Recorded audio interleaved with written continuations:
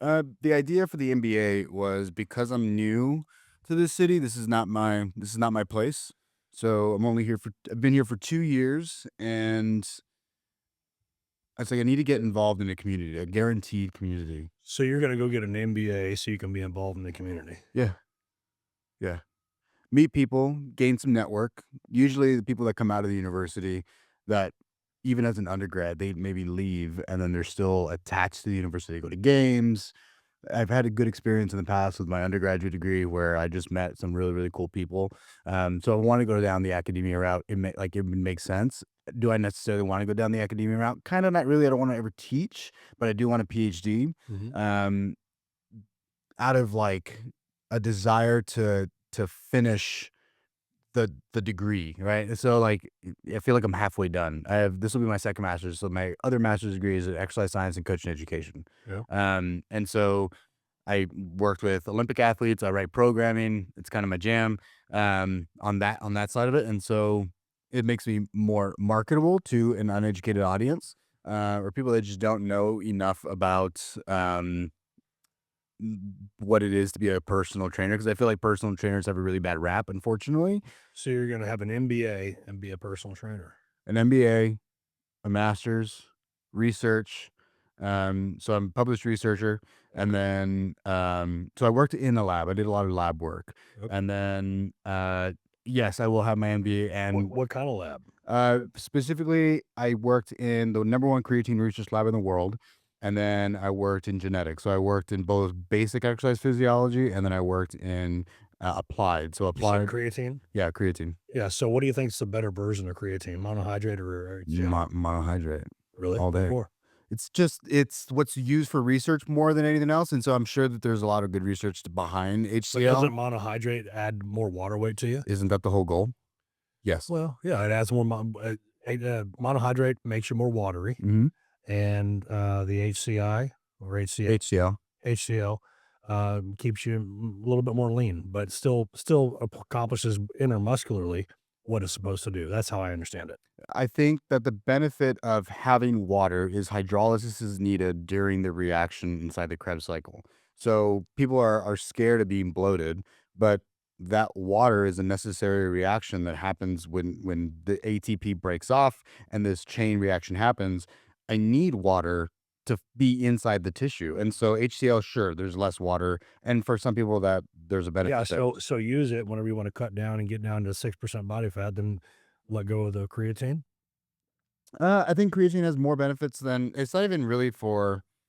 Like, it depends. So, am I a bodybuilder or am I a general athlete If you're or bodybuilding and you wanna lift and you want your joints to be lubed up, you want your muscles to be full, cool, creatine's awesome. But if you really wanna get lean, you're trying to work on those percentages, I would tell somebody, "Get off of creatine while you're cutting." That's what I would tell people. But there's a lot more benefits to creatine than just muscular benefits. I mean, a lot of brain function stuff too. People don't even realize that. yeah, Even if you're not a lifter or an athlete, you take creatine just for general health. that's that's the name of the game, especially if you get older. There's more and more research to support brain health and, like, Alzheimer's prevention and dementia, like, brain diseases with creatine, and so it depends on what the age of my athlete is and really what our goals are. Mhm. So, like, does it sound really good? Yes, but some context matters. Yeah. Like, is the 6% really, like, your ultimate life goal?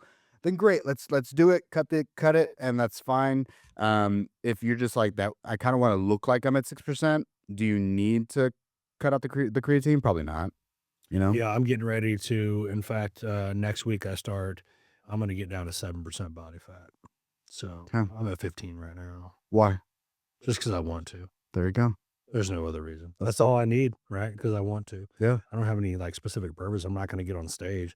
I just wanna be 7% body fat. So it sounds like we're, like a lot of people that I talk to, are kind of not so fond of the MBA route. That's kinda what it Well sounds like. like, is that what you heard in my tone of voice? Because I just when somebody says, "I wanna be an MBA," it's like, "Why? What are you gonna do with it?" Listen, I have people with MBAs that work for me, and it takes me a year to get them into the real world of what I do. And they don't MBA, man, they went to school, they got an MBA. They don't know how to read a tax return. They don't know how to read a profit and loss statement. They can't find cash flow. They don't know how to do cash flow. And so it's like, what do you really learn being an MBA? I don't know. It's interesting. And so I've not, listen, I have plenty of people that work for me that have MBAs. Nothing against it. I just question what it really does for you, other than give you a certificate that says, I got this MBA. Maybe you should hire me. But functionally, inside of my company, what does your MBA really bring me? And so far, nothing. I would say it would out me because I just finished a couple finance and corporate finance classes and accounting classes. We go over cash flow statements like pretty regularly, and like I can take a K-10 and go through it and be able to read it pretty well. And so I think it depends on ultimately the individual that's they're doing the learning, because I very well could half-ass the shit out of it, and I could kind of get A's or B's or whatever's required because they're pretty much giving out the grade. They make it really easy for you to just understand everything, and then I can just get my stamp and walk away, which some people, that's all they're looking for. They're just looking for that stamp and to walk away. I think that's what it is because I have 2 MBAs that work with me at my company, and it's taken me 2 years to get them to be trained up, and they're not even really trained up. They're not really doing well. That's disappointing. I have guys that don't have an MBA that are hungry as hell, and they're doing well. They'll make over $1 million with me. My MBAs, I can't hardly get them to do anything. They don't really understand what we're supposed to be doing. They're not taking action towards something. It's almost like, if I had to say it this way, it's almost like, "Well, I got an MBA," and they stop thinking from there. Like, why don't you forget about your MBA, start working? Because a guy that doesn't have an MBA right behind you will make the phone calls and do the work and do what it takes to be successful. Too many people hide behind these bullshit degrees. Like, just because you have an MBA doesn't mean you're going to be effective in my organization. Correct. There's still a learning curve. So I think I would say it's more dependent on the individual than it is on the MBA itself, right? So like I've worked with people that in the doctoral world doing research, and there were idiots inside that space that come out Oh, and they can't get a absolutely. job, and Yeah. they're just doing terrible, not terrible research. They just don't have necessarily like the behind them to reach out and figure it out. Well, people think that doctors are smart. They're not. They're good at that one thing they do. Surgeons, great at that one thing they do. I talk to them in business all the time. I sell their companies. I help them buy practices. I help them sell practices. They're very limited in their knowledge. They know exactly what they know and nothing more than that. And they think they know everything because they're a doctor, and they don't. I think I would still say a personality issue, unfortunately. Like if I know that I'm not like I didn't grow up around business. That is not my jam, and there was a lot of back and forth whether this was a good idea or not. And so I did, I've read multiple books about like M&As and how do I figure this, like how do I figure out this business side of it? And that was helpful for me, but it was also something inside of me that was just like, you know what? It's $50,000 investment into myself. At the worst, I meet some good people that I can maybe do business with. At the best, I get some really good exposure here in a controlled setting. Maybe it's not as applicable to the real world because we're making up numbers of inflation and we're like, it's not really real, but it still gives me an idea of how to think and how a CFO would think, or an M&A guy, like from their perspective, what are they looking at? Because I don't want to be the CFO. Well, That's not my jam. you're the first person who said, "I'm gonna go get an MBA to get connected."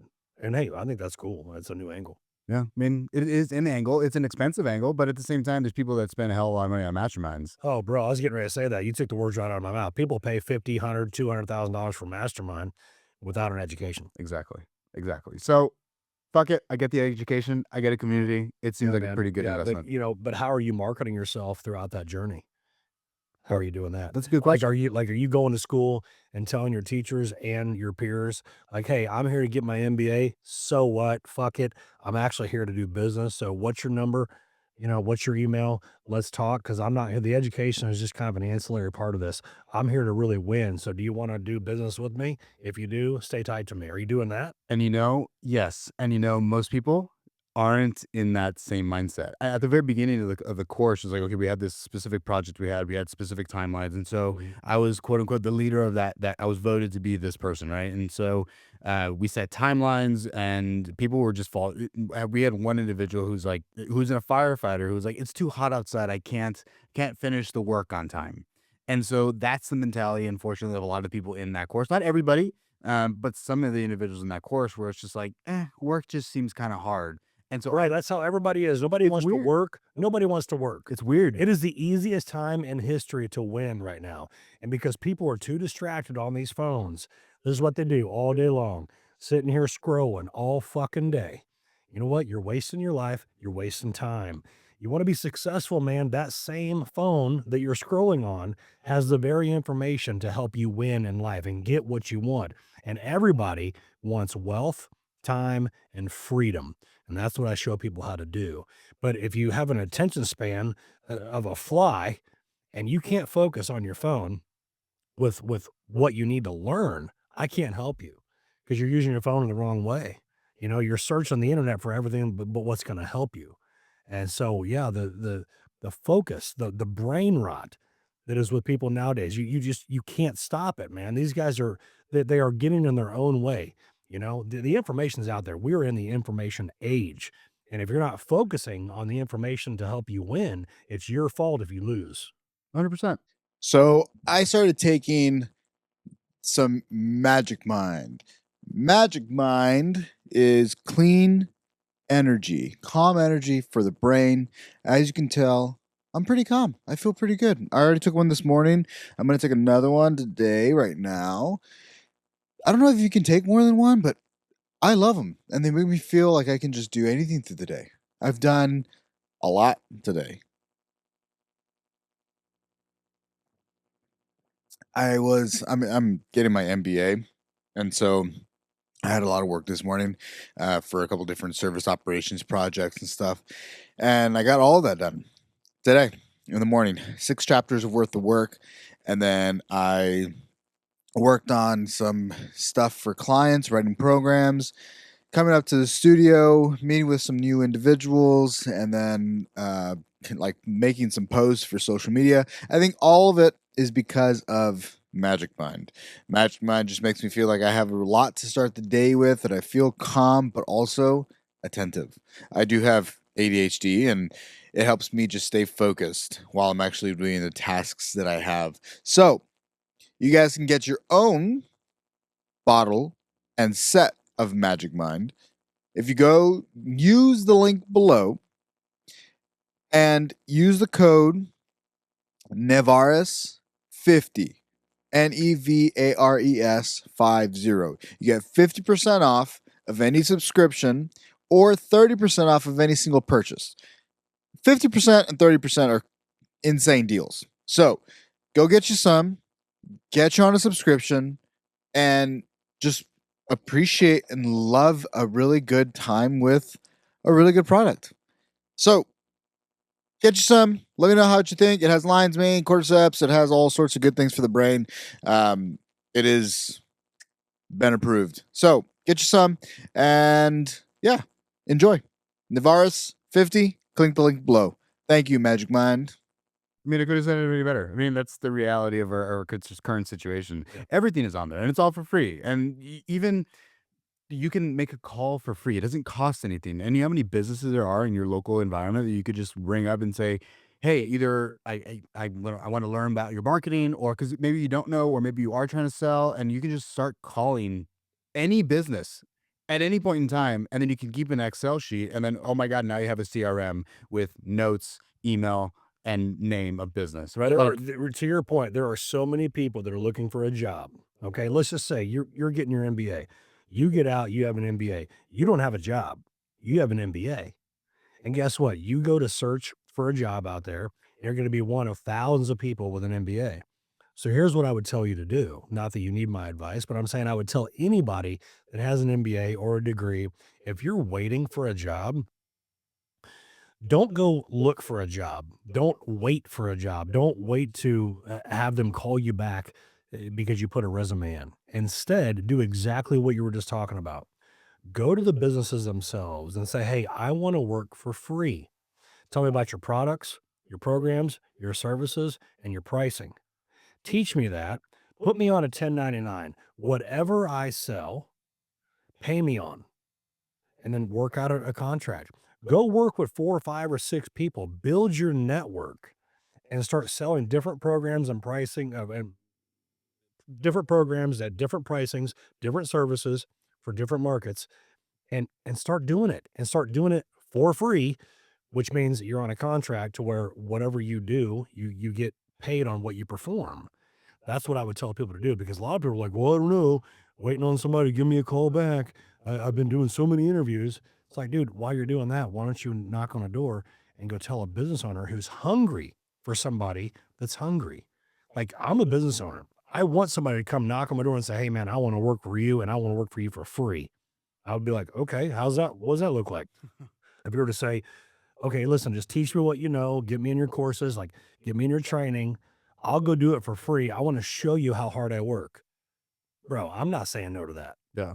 Curtis Jackson has the book, right? And so 50 Cent had the book. I forgot what the name of it, but I know Antonio, I think is who's also who you know, Antonio Garcia, who I think is also records here. Yeah, he's a friend of mine. Yeah. So and you guys I think are doing the event together, right? Yeah, Is that right? we went out to dinner last night. Very nice. Yeah. So you guys are having that event in Florida on the 20th or something like that, or the 23rd. So yeah, we're 20th, 21st, and 22nd, Jacksonville, Florida. It's the A-list event. And so it's Chris Patterson, it's Jeremiah Sullivan, it's Antonio Garcia, myself. We're speaking there. No. Yeah. So you recommended that book from 50 Cent, and that was like one of the first chapters. Like, just go and work for free. Learn. I didn't learn know the that. business. I've never read that book. It's good business. Like really interesting individual when it comes to I think leverage and like just looking at opportunities and using your individual capital towards leveraging your individual capital in the business world. I think it was really kind of a fun book. Yeah. Well, why work for one person when you can work with four? Diversify what you can do. And so, if you're a salesman, you like to sell things that are home service based, or windows, doors, whatever. Go do that. Well, what else is at a house? Go work for a tile company. Like, build your company yourself, working for free. You're working on a contract basis, and an employer is rather interested in that, because they don't want to pay you W-2. They don't want a liability. They don't want to manage you. They don't want to see if you're fucking off on your computer all day, not working. They want to pay for performance. So everybody who's out there with an MBA or a degree, quit that. Quit waiting on a job, man. Go find yourself 3 or 4 people that want to bring you on because you're willing to do the work. And by the way, 98% of people are not willing to do that. So if you want to be successful, do what the 98% of people won't do, and you'll become successful. And it's not even that much that you have to do in order to stand out. Anymore? No. It's wild. Anymore? Listen, 40 years ago, you couldn't compete like that. Today, everybody's lazy, lost on their phones, unengaged, brain rot, sitting on their nuts, doing nothing, and it's just how it is. So yeah, it's easier to win nowadays than ever. Following up. Yes. It's the simplest thing. Be in there, man. Yeah. Be in there. Showing up is what, like, at this point, I think they used to say showing up is like 80% of it or whatever, right? Like 90. It's seriously, I mean, just being inside of the room and being personable and still like being like listening and paying attention. Those things are still matter, but like if you're in the room, you're more than likely gonna like almost be forced, or you're gonna, I would imagine, want to do those things. You're gonna be promoted to do those things. Absolutely. They're simple. So not really an easy transition, but I'm going to ask about it because I think because I'm personally interested in it. We have a massive transition of wealth, like the biggest transition of wealth that's ever gone on. $10 trillion. What does somebody do, and how do they capitalize on that transition? So there's a $68 trillion wealth transfer going on right now. $68 trillion from the baby boomers to the younger generation. That's in total wealth, right? Now, here's a little tidbit. Kamala Harris was about to be president, so we thought, right? Well, they know that $68 trillion is being transferred. Why do you think they were going to take capital gains to 46%? Why do you think they were going to take unrealized gain to 25%? They know this wealth shift is happening. They were trying to get in on it too. Thank God that Trump won, because now we have the opportunity for businesses to still change hands without a huge tax burden. So $10 trillion of the $68 trillion is in the form of businesses. And I've been doing this for 25 years. I help people sell businesses. I help people buy businesses. If you want to become self-employed, you go through me. If you've been building a business and you want to sell it because you want to get that liquidity, because liquidity leads to wealth. paychecks lead to poverty. Okay. You'll never get rich off of paychecks, even if you're self employed. You need liquidity events. Anybody who's ever done well in life had a liquidity event, whether that be selling a house, selling a business, inheritance, life insurance, whatever it is, big liquidity events. You use that liquidity to leverage into wealth because everybody wants wealth, but you're never going to get wealth through a paycheck. So if you're self-employed, you're owning a business, you come to me, I sell your business, I show you what to do with that liquidity. I show you how to buy the NLB, the next larger business, which is throwing off a lot more cash flow. So let's just say you're only making 300 grand a year. Not a lot of money. But I could probably sell that business for $1 million. Now you have $1 million. What could you buy now? You could probably buy a $10 million business paying you $3.5 million a year. You can do that this year. So that's what I do. So how do you do it? Well, if you want to buy a business, you need three things. You need a 680 credit score. You need no bankruptcy and no criminal record. Now, you can have a criminal record, but you can't have a felony. All right. You qualify for $5 million through the SBA. Nobody knows that. It's been around for 80 years. Every United States citizen with a 680 credit score, no bankruptcy, no felonies, they qualify for up to $5 million. I can get $5 million in somebody's hands in 6 weeks. And here's the question. Well, I would start a business if I only had money. Okay, well, since Dwight Eisenhower was in office, the SBA 7A program has been out there that will lend you $5 million for a business that's already operating, that cash flows, it's showing historic performance, it cash flows, it throws off a lot of money, and only 1 out of 72 loans goes bad. That means only 1 out of 72 SBA loans that are operating, the loans are funded for the business. So those businesses are operating. They have been for 10, 15 years.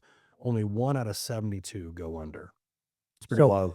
so if you're not an idiot, you just go in, run the company as it's been running. Don't get cute. Don't get clever. Don't try to revamp everything and act like the guy that owned it before you didn't know what the hell he was talking about. Go in there and do exactly what that guy was doing and run that company. And what happens is, let's just say that you go get $5 million from the SBA. What happens is you're going to borrow that over a 10-year period. All right. By the way, I'm the only one teaching this in the world. You're gonna borrow $5 million. In 5 years, you paid off half the debt. That means you paid off $2.5 million. So the company paid it down. You bought a company with only 5% down. Okay, so you bought a business, $5 million for 250 grand. And now it's paying you $1.8 million a year. Now, where can you put $250,000 down and make $1.8 million a year? I don't know anywhere. But just run the business for 5 years and you paid off half the debt. Now you sell that business and you walk with all that liquidity. So if you only had 250 grand to buy a $5 million business, give it 5 years and you're going to have millions to move forward. And so I teach people how to use liquidity to leverage into wealth. So let's say you have somebody who's listening and they're like, but where do I get 250 million or 250,000? Do you ever look at HELOCs to take that, like to take cash out, or what are some other options? Or maybe we're not looking at a total of 5 million. I Well, no, know. you don't have to start off. No, great question, but you don't have to start off with a $5 million business. Here's what you do. The trick to using my teachings, and I created it, it's called quantum stack investing. Okay. I've written 6 books. I teach people how to do this. My company's nationwide. The number one thing about using my methodologies is you have to own a business. It doesn't have to be a $5 million business. If you're making 200 grand a year out of your business, that's good enough. That's a good place to start. The second thing you need to do is sell that business to create liquidity. That liquidity will leverage you into an NLB, a much larger business paying off a lot more cash flow. So that's the start of it. Now, if you don't have any money, if you have no money, well, sorry for you, man, that you have no money. You're going to have to make a change, okay? Because if you keep doing what you've been doing, you're not going to be getting anything different. So you have to make a change. So this is where some of the no money down stuff happens where, you can go buy a business that's not doing very well and work out a deal with the seller to buy it for little to no money down. And sometimes you can get that done. I'm not one of these guys out there like Roland Frazier or, Cody Sanchez or whatever. I'm not out there telling people bullshit. I'm telling you it's hard to do.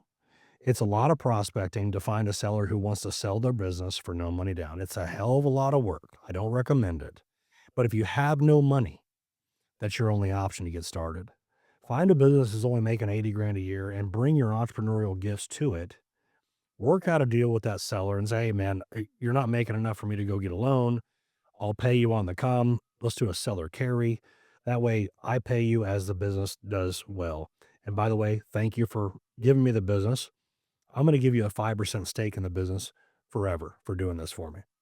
That can happen, but you have to prospect. Now, I do have a lot of those opportunities at my company because a lot of times we tell people, hey, I can't sell your business because you're not making enough money. So we can put the Jack and Jill together. But to answer your question, you have to have some money to buy a business. If you don't, you're relegated to hunting, finding, scouting businesses that will sell you their business for very little money down. And you're taking a risk on yourself and the business because it's not making that much money. So you got to go in there and grind to build it up. Now, the good news is if you build it up and you can get it up to making you 200 grand a year, it's not a lot of money. But if you can get it making 200, 300 grand a year, you're going to sell, create five, six, $700,000 in liquidity. Now you can go buy a $5, $6, $7 million business. So it's all about owning a business, building it up, selling it, liquidating it, having that liquidity, and leveraging into wealth. That's what I teach people how to do. Beautiful. And oddly enough, what I also hear is it comes back to the networking piece, finding the businesses, making sure you're in the right circles, making sure that you are doing the hustle to get there. Yeah. And then once you have done enough prospecting, then all these other steps can kind of fall in line, right? But you need to be able to even pick up a phone and start calling. And if you don't have a job, there's still, I mean, I guess people probably have a job, but like there's still options to leverage your W-2 to get financing as well, right? No, no, businesses are not financed on what somebody's personal income is. The only thing that businesses are financed on is the cash flow of the business. That's it. So there's three important things when it comes to buying, evaluating, and selling businesses. The first thing is cash flow. And the second thing is cash flow. Last but not least, cash flow. Cash flow of the business. Now, a lot of people think, because they're not educated on how this works, a lot of people think, well, I don't have the money. I don't have the W-2. I don't have whatever. It doesn't matter. The SBA has to lend you the money. Not maybe, not possibly. They must. Because the United States is inclusive, man. Okay. We have all these programs. This is a government program. It's been around for 80 years. We do it all the time. They have to lend you the money. So you have to know the steps. You have to know the process. That's what I teach. I guide people through the process. Is it hard going through the SBA? If you were to walk into a bank and say, I want an SBA loan, you're not going to get it done. If you come to me, I get it done. What's the difference? Well, number one, I know how to work with you. I know how to package up the business that I'm selling, or I know how to package up the business that you're buying. I know everything they're going to need. I know how you need to conduct yourself. I know what bank to go to. A lot of banks don't lend money. They don't. They say they're in the SBA, but they'll drag you along for 2, 3, 4 months and then give you a denial letter. So you got to be careful what bank you go to. So part of my job is knowing which banks to go to. So I know the process. Here's why. If I walked in off the street and I said, hey man, I want to start a podcast studio.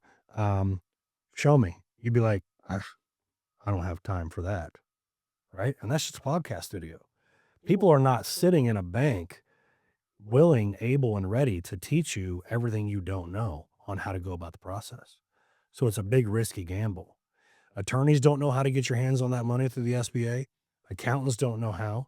Some of the greatest business minds out there don't know how. I know how because I've been doing it for 25 years. I work with the banks. I work with the banks that will lend you the $5 million. I know the banks that act like they lend and they don't. So sometimes just going to the wrong bank is just enough of a mistake to not get your hands on it. So my job is knowing the banks that are going to lend and knowing the entire process to walk you through and get you prepared to make sure you know how to get your hands on that money. I'm sure there's good bankers and bad bankers. Where are some good bankers to go to? It's not about good bankers and bad bankers, believe it or not. It's about their portfolio. Okay. So let's just say that they have a portfolio of SBA loans. Let's just say they have 300 of them right now. They might be satiated. Their needs, their internal needs of how they run their bank, they might be like, "Hey, our SBA portfolio is full. We don't wanna allocate our energy and our time and our resources towards that. We wanna go towards, real estate owned, real property or whatever." It's their portfolio. So a bank can run hot for a long time and be lending money to me and my clients on the deals that I sell. And then they can just go like, "Hey, we're not gonna take this one." And it can happen like this. So it's not about a bad bank or a good bank. It's about where they're at in their business cycle and what appetite they have for different deals and what they want their portfolio to look like. So a guy like me knows which banks right now are lending because they could go cold tomorrow.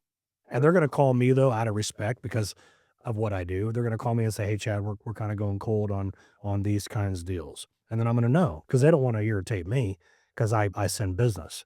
So they're gonna tell me what they like, what they don't like, and then I gotta switch gears and take my clients to a different bank to where I know they can get the money. But you have enough relationships that you can just switch from one bank to the next and Yeah, find man. who's gonna fit you best. Banks fly me around in private jets, man. They want my business. I've got 20 locations of my company nationwide, and they want my business for sure. Yeah, so they're good to me. Makes sense. Um, so of that 10 trillion dollars being transferred over, is there a breakdown in what categories those businesses are being sold? So like, do we know 10% are washing dryer places or so? No, Okay. no. That's like asking somebody how tall is somebody? How tall is a human? All sizes. So, what businesses are being sold? What type? I get this question all the time. What businesses are being sold, and what's the most appealing business to buy, or what businesses are the safest? I get all these questions, and it really is like asking somebody how tall somebody is. I can tell you on average, a male is 5'9". On average, really 5'9". Mhm. Well, I'm 6'1". I guess I'm ahead, You're above average. but I did not know that 5'9". Yeah. That's wild. Okay. Well, businesses come in all shapes and sizes and types. And so an economy, think about the millions of things that we need in an economy for this economy to run. So there's no shortage of different types of businesses that are being bought and sold in the market. So there's $10 trillion of businesses that are being bought, being sold over the next 10 years. Here's what I tell people. Don't worry about what kind of business. Don't worry about what business you really want to buy. Don't worry about what your passion is. Don't worry about what you like to do. Just buy a business that's making good cash flow.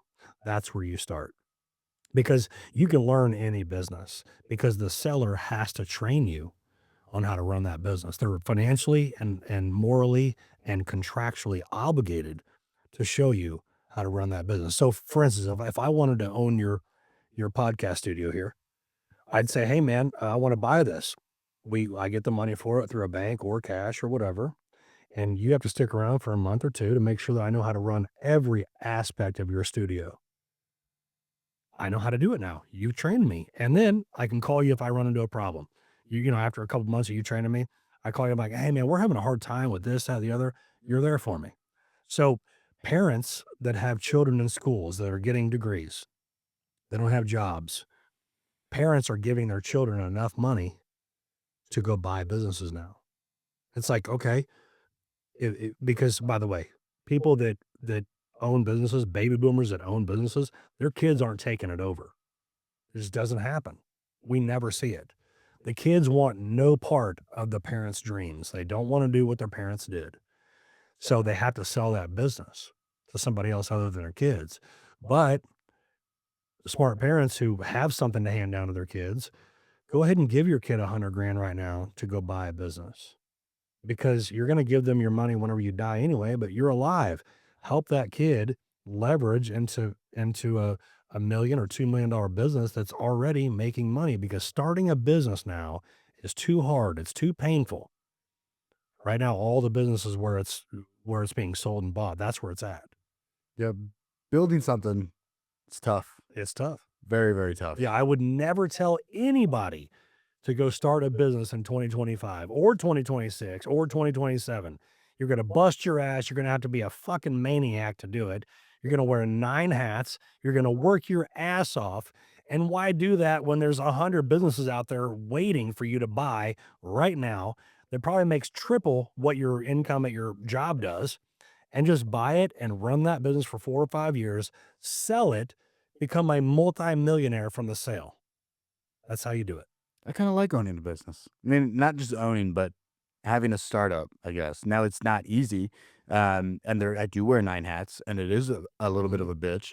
But I don't know what it is about the attractiveness behind building a brand versus gaining wealth. And I think those are the two differences, right? If we're talking to people who are looking to gain wealth and just like that's their, I want to make money.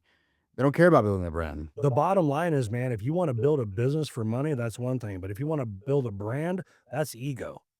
You want to build a personal brand, that's ego. Not a personal brand, right? Because that brand isn't associated with me. Like I'm not associated with that brand on the face value of it. Yes, obviously I own it, but and then this is the my personal brand, but this will continue to grow as time. Hey, there's nothing wrong with it. If you want to build a business because you have ego in the state, great. But that's a totally different approach than building a business for cash flow. Okay, because I don't care about the personal brand. I care about what it makes. That's what I care about. If a company makes $500,000 or $1 million bottom line, I'm interested in buying it as long as I don't have to work too hard in the business. What I really like to buy is businesses that are making $2 to $2.5 million a year net or cash flow. I like to buy those businesses because if I buy enough of them, I can package them up and private equity will pay 10 times more than what I paid for them. I like those businesses. So buy them, run them, don't grow them. That's what I tell people, because scaling can lead to failing, because a lot of people don't know how to scale a business properly. So just run it as it is and let the debt service get paid down. And if you just watch that debt service get paid down, you've built in the equity. Now all you have to do is sell, and now you have that much more money to buy a bigger business versus always being addicted to growth. Because you said, I like building a business. I like running a business. Well, a lot of people like the drama and the chaos of the struggle and the day in and day out and the trials and tribulations and the anxiety ridden things and the people problems and all that. Believe it or not, entrepreneurs sometimes like that. They won't admit that, but if you don't like it, then why are you doing it? And that's the building part of a business. Running a business doesn't require that. And so what I find is that entrepreneurs, they get bored because there's no drama. So there's a difference between an entrepreneur and a business owner. A business owner, more like a manager. Go in every day, be a manager, do the same damn thing every single day without fail, execute, deal with the people, deal with the problems, go home at 5 o'clock. That's a business owner. An entrepreneur is somebody who starts it, sees the vision, puts up with all the headaches and all the chaos until it gets boring. Now the entrepreneur is like, wait a minute, there's no drama. What the hell am I going to do now? There's no drama. What else can I get into? And so there's a difference between an entrepreneur and a business owner. And so oftentimes whenever you buy a business, you're buying an entrepreneur's project. Now it's your business just to operate. And most people are not entrepreneurs. Most people are designed to run a business because it's the day in, day out managing of something. It's not the visionary, it's not the heavy lifting. It's just the management of it.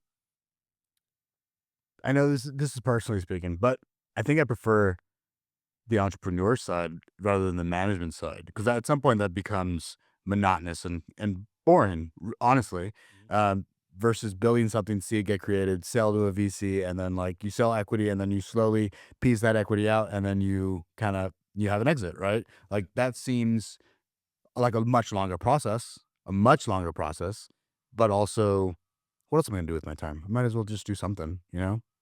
Yeah, I mean, it's all up to the individual user. If you like the excitement and the adrenaline and the chaos of building a business, then you're an entrepreneur.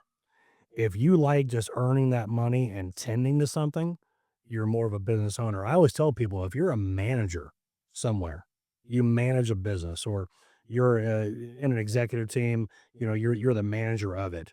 You are a perfect business owner. In fact, entrepreneurs are terrible business owners because they like the drama and the excitement. And if they're not watched, if an entrepreneur is not watched closely and have people around him to stop him, he'll destroy his own business because he needs excitement. When the business is just fine, and what'll happen is you're making great money. A guy's making $1 million a year, and he's an entrepreneur. He cannot stop himself. He's going to say, well, hell, I'm making $1 million a year. Let's spend some money and let's go make $2 million a year. Let's open up another product line. Let's open up another office. Let's buy a van, another truck, another trailer. All they do is spend money, and oftentimes they don't see it come back. And entrepreneurs can build businesses, but entrepreneurs can kill businesses too. Are you an entrepreneur or are you a business owner? Well, I'm a little bit of both. I would say that for most of my life, I was an entrepreneur. But now, because of my appetite for what we just talked about, I'm more of a business owner. I mean, I manage my business. We're nationwide. I'm where I'm at. I love what I do. And a lot of it has to do with the passion cycle, which I've trademarked. The passion cycle says that you start off loving something at first. You're obsessed, right? And by the way, this can happen with humans too. You meet a woman, you fall in love with her, you're obsessed with her. She's beautiful, she's finishing your sentences, she knows how to order what you eat. If you get up to go to the bathroom, she knows what you drink, she orders it from everything's great, right? Well, what happens eventually? You fall out of obsession and then you fall into passion for that person. You're still passionate. That's cool. You can live on passion. Still good. What happens after that? In relationships or business, you start to get bored. After boredom, what happens? Burnout. That's when divorce happens. That's whenever people lose their business because where there's no passion, there's no profit. So in a business, I would say, where there's no passion, there's no profit. And I'm going to see it on your profit and loss statements. In a relationship, I would say, where there's no passion, there's no profit, meaning I'm going to see it in the fruit of your relationship. Divorce is probably ahead of you because you're not passionate about that person anymore. So the passion cycle says that you're going to start off obsessed, you're going to end up burned out. So for me, as an entrepreneur who's built countless businesses and sold them and done it for countless people, anymore, I just want to tend to my business. I'm more of a manager now. I'm just managing my business, getting my people to be successful because I'm interested in other people's success more than my own. I have 20 people across the country. I'm turning them all into multimillionaires. They work with me. That's my passion. Now, if I'm not passionate about that, or if I feel like I'm playing catch with them and they're not throwing the ball back to me, I could lose passion real quick. And I'm allowed to change my passion. If I want to change my passion, I can do it at any given time, and so can you, right? So the answer is you can move in and out of it depending on what your passion cycle is at with what you're doing. So your passion is currently helping other people become wealthy.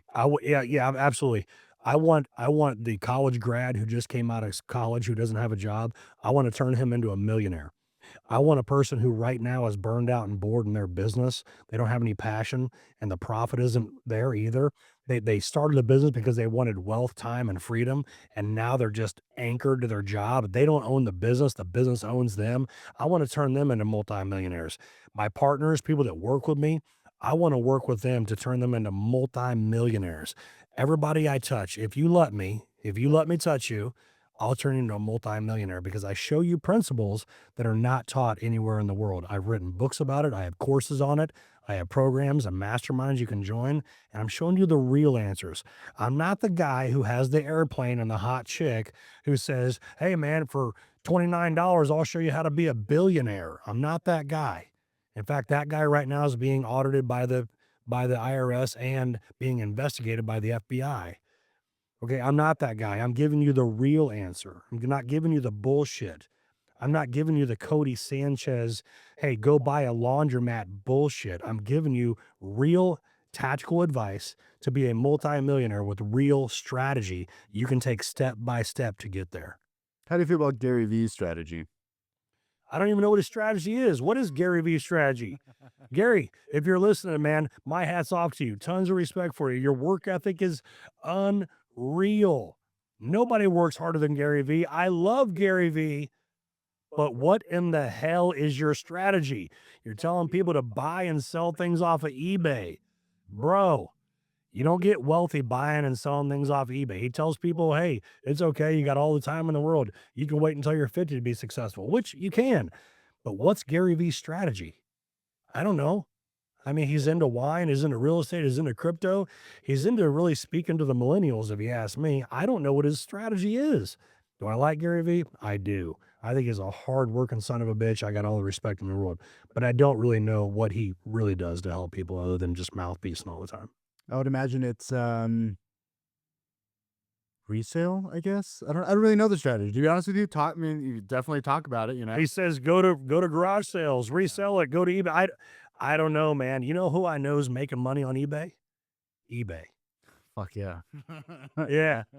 Yeah. I don't think I want to buy used shoes off of people that are selling used shoes on eBay. I don't think I'm going to become a millionaire.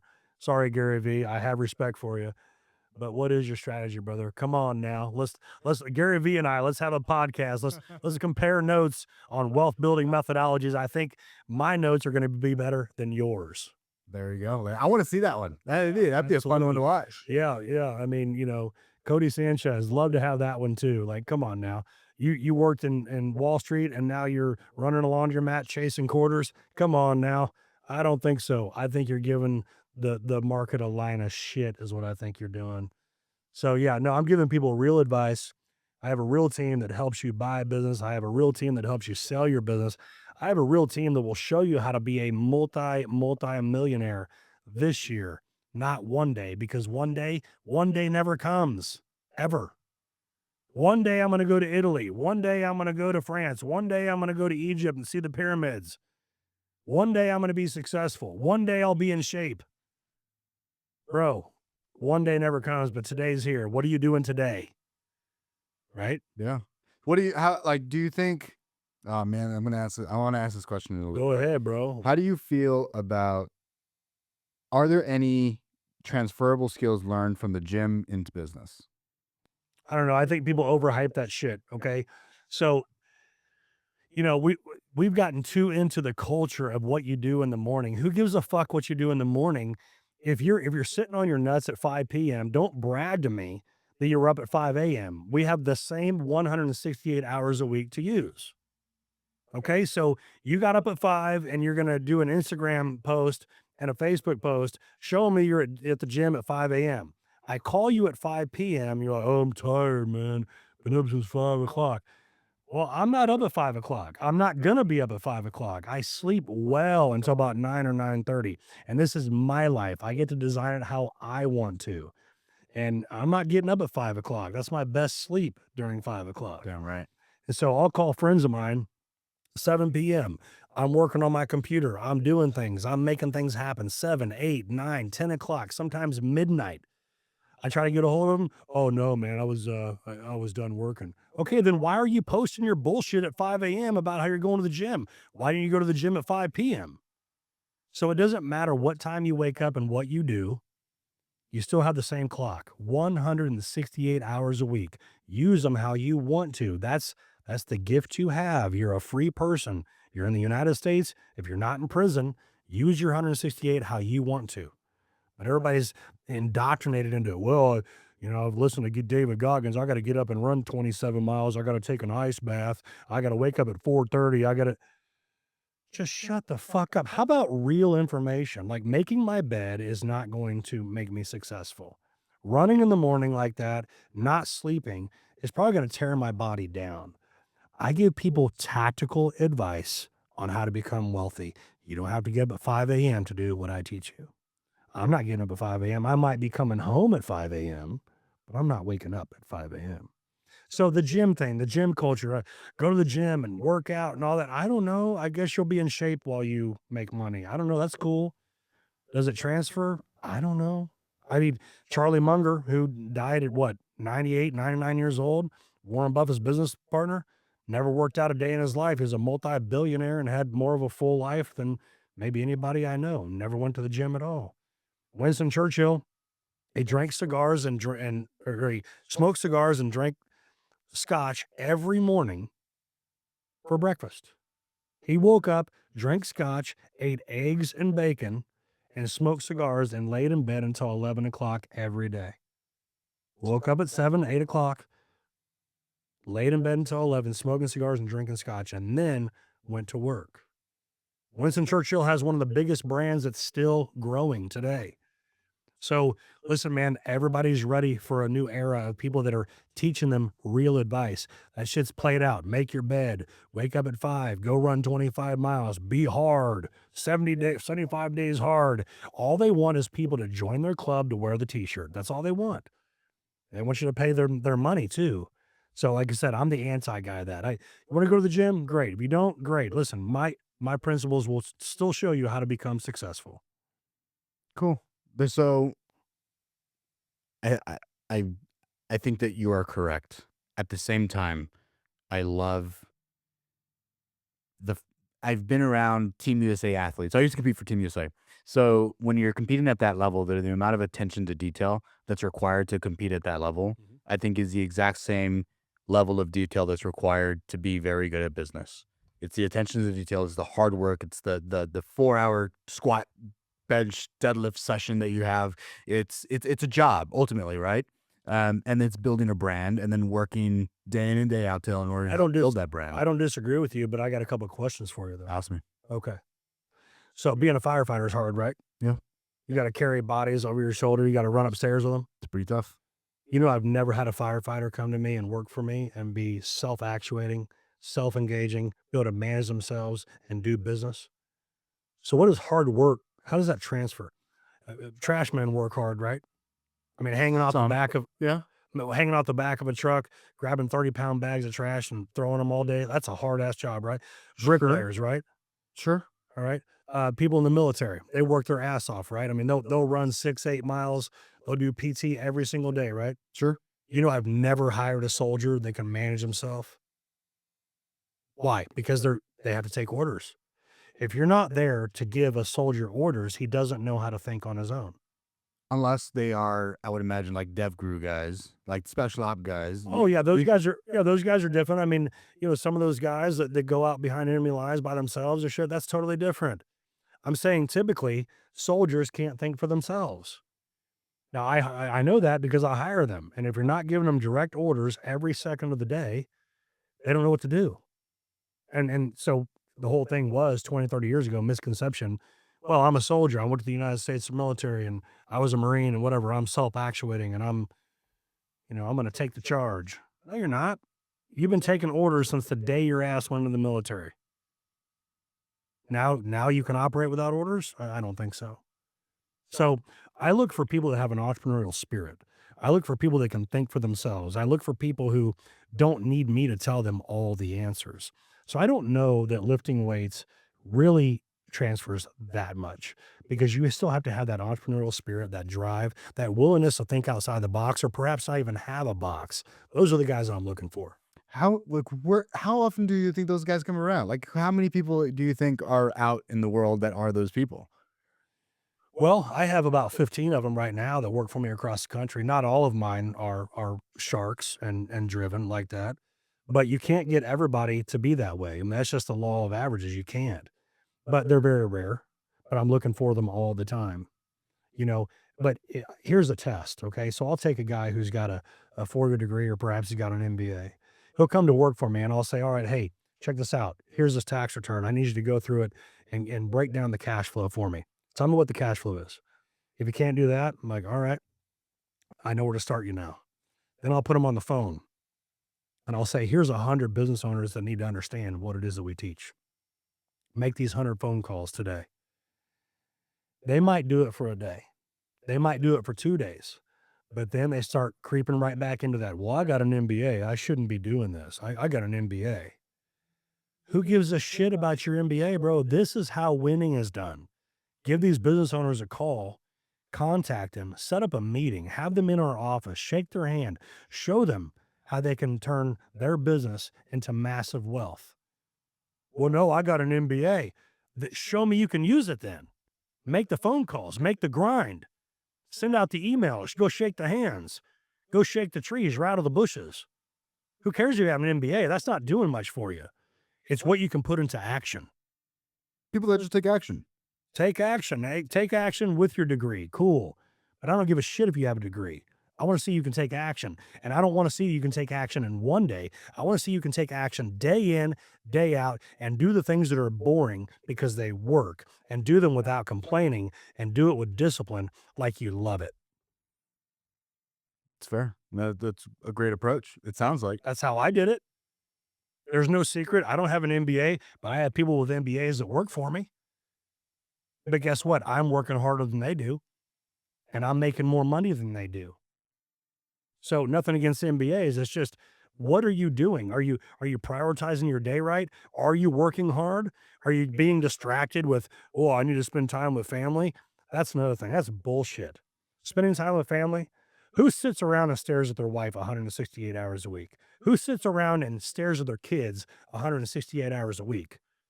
If you're an idiot, if you're a fool, that's what you'll do.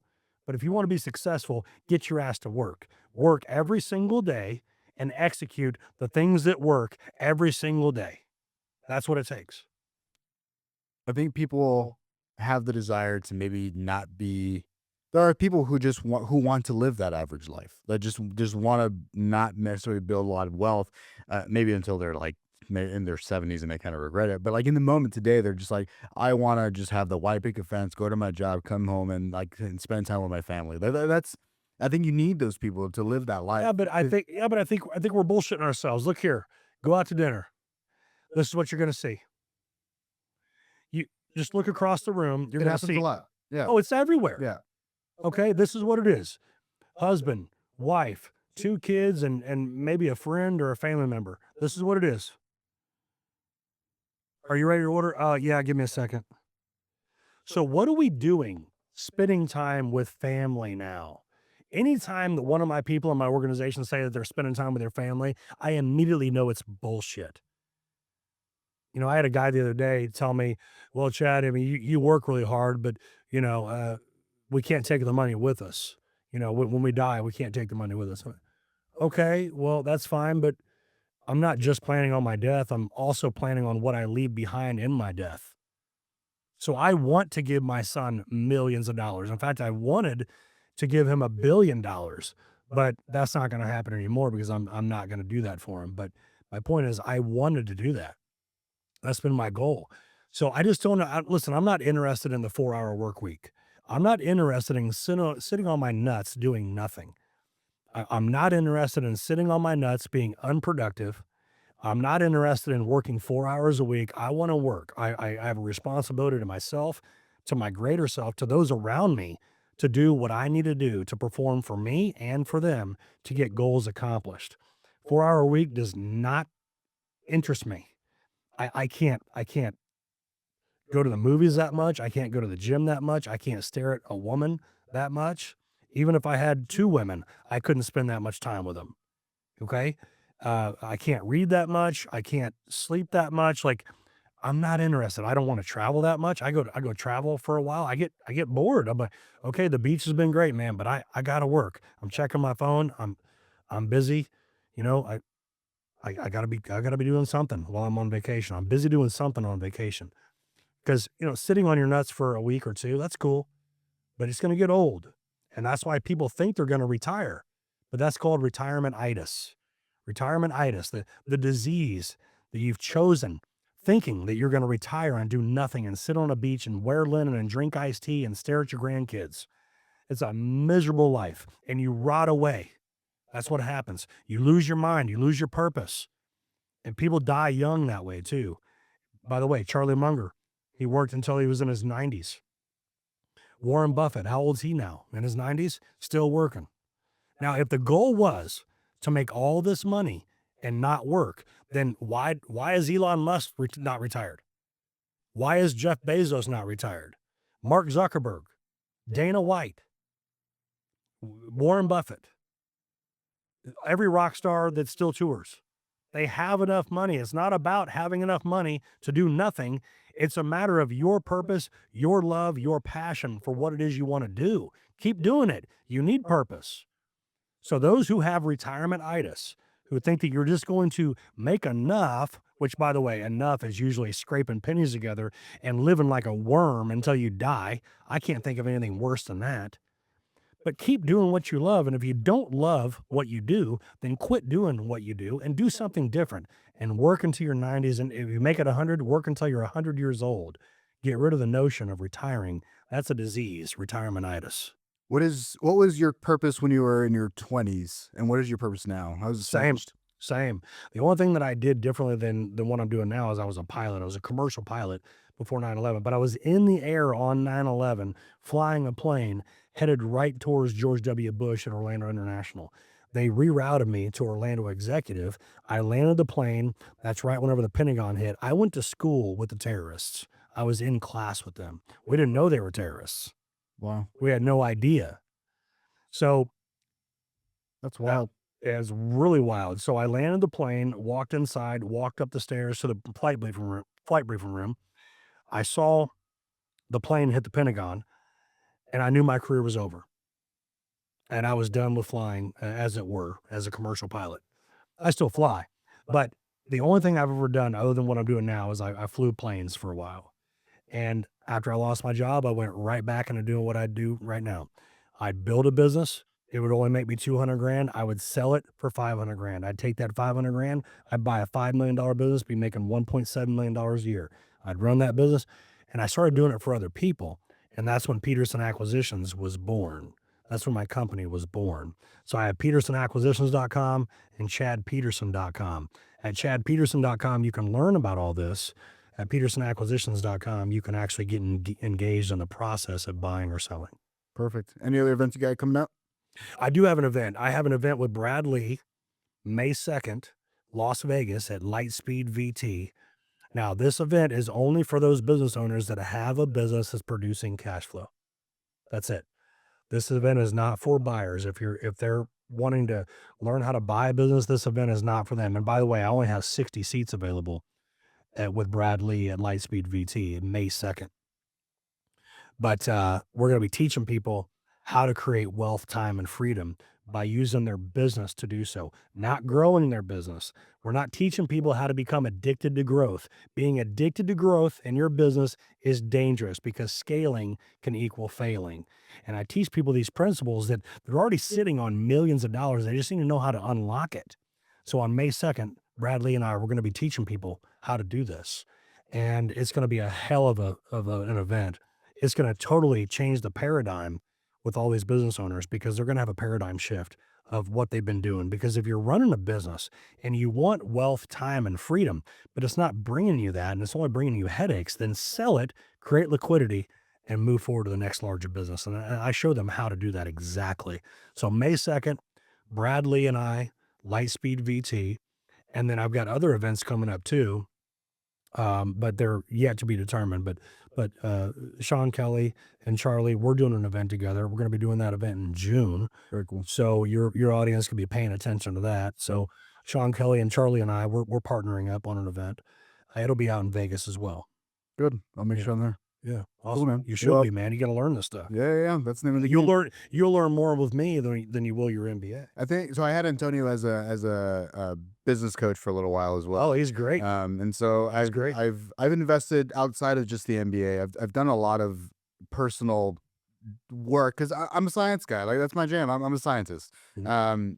And You're more science than business. I'm more science and business, and so I knew I needed to level up. So that was the game. Let's hire it out. Let's pay for it. Like let's learn, buy the books, do the reading, watch the podcast, do the whole jam, and then go to events. Right, go to masterminds, hire good people like Antonio. Yep. So Get around the right people. you have to get around the right people. That's the name of the game. People like Charlie and Sean, great people. Well, You know, like there's a lot of people that are doing a lot of really cool stuff. Absolutely, man. Where can people find you? Last one.